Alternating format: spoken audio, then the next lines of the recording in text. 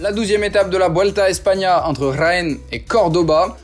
Une étape qui pourrait sourire aux sprinters, comme ce fut le cas pour John Degenkolb en 2014, qui s'était imposé sur la 4e étape du Tour d'Espagne.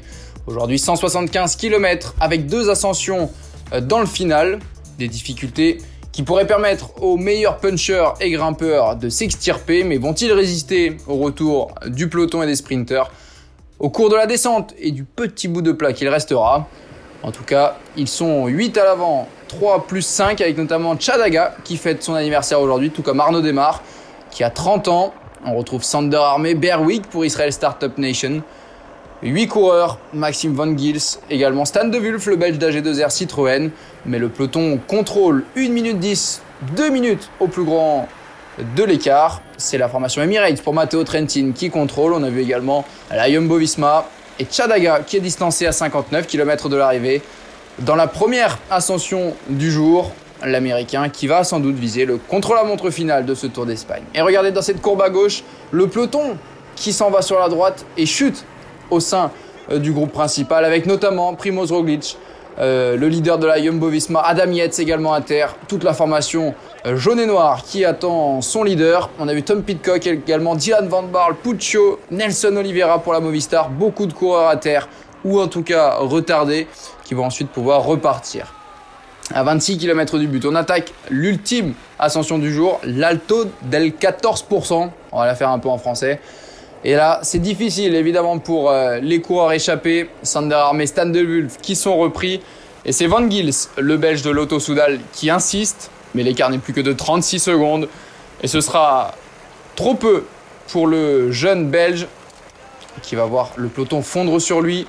Et surtout les premières attaques des favoris, ça se replace ici. C'est la tête de peloton avec Odd Christian King, le maillot rouge très bien placé, entouré par ses équipiers de l'Intermarché ou Antigobert. Et regardez ce mouvement de course avec 2 coureurs. Giulio Ciccone, l'italien de la Trek Segafredo, qui est pourtant pas trop mal placé au classement général, 12e à 6 minutes 20. Et ce n'est pas si loin du top 10 de Félix Rochhartner. Dans sa roue, un coureur encore assez peu connu du peloton, Jay Vine, l'Australien d'Alpecin Phoenix, qui a obtenu son contrat professionnel grâce à la Zwift Academy, le programme virtuel de Zwift. Et à l'avant, ils sont finalement 4 dans la descente puisque Bardet et Henao sont revenus sur la tête. 4 coureurs pour une potentielle victoire d'étape. Mais attention, la Bike Exchange de Michael Matthews vient de mettre en route. Ils sont encore assez nombreux en tête de peloton pour réduire l'écart. Et c'est peu avant la flamme rouge que le quatuor de tête va être repris par ce qu'il reste du peloton. Attention, Trentin est présent, Magnus Cort également. Regardez, Jay Vine, le dernier coureur repris, et la IF Nippo qui anticipe et qui va créer un écart entre le 3e coureur de ce peloton qui est Badjoli et Michael Matthews. Michael Matthews qui va être obligé de faire son effort avant même de lancer le sprint. C'est mal joué de la part des Australiens de Bike Exchange, alors que Magnus Cort, repris hier dans le final, lance son sprint. Et va-t-il résister à Andrea Badjoli ou Cort Nielsen? Et ce sera pour le Danois. Victoire, la 2e sur ce Tour d'Espagne pour Magnus Cort, qui était échappé sur la 11e étape vers Valdepeñas de Jaén, repris dans le mur final par Mas et Roglic. Et ici, félicité par Jens Keukler qui l'a parfaitement lancé dans le final. Quel travail d'équipe de la formation IF qui peut savourer une 2e victoire d'étape grâce à Magnus Cort qui devance sur la ligne Badjoli qui a fait un sprint monstrueux. L'Italien de Deceuninck Quick-Step devant Matthews, Trentin, Andreas Kron est 5e devant Grossschartner. On mêle un petit peu les grimpeurs, les sprinters dans ce final. Anthony Roux, l'ancien champion de France de la Groupama FDJ, est 8e devant Brambilla que l'on a très peu vu sur cette Vuelta. 12e place de Roglic qui conserve son 3e rang au classement général. Pas de changement parmi les 20 premiers d'ailleurs. Seul Rémi Rocha prend la 20e place à Geoffrey Bouchard. Odd Christian King toujours leader de la Vuelta avec 58 secondes d'avance sur Guillaume Martin.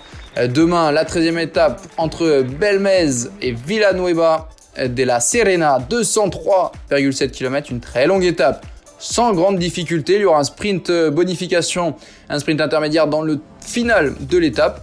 Et attention, c'est vraiment très proche de l'arrivée. On pourrait voir peut-être un mouvement de course et des points à aller chercher, bien que Jacobsen soit sans rival depuis que Philipsen ait décidé de quitter la Vuelta malade. On verra d'ailleurs si l'absence de Jasper Philipsen va redistribuer un peu les cartes, notamment au sein de l'Alpecin Phoenix avec Sacha Modolo. Est-ce que Jacobsen sera indétrônable? On pense forcément à Arnaud Démare qui a fêté ses 30 ans aujourd'hui, qui pourrait s'offrir un succès en tant que cadeau d'anniversaire.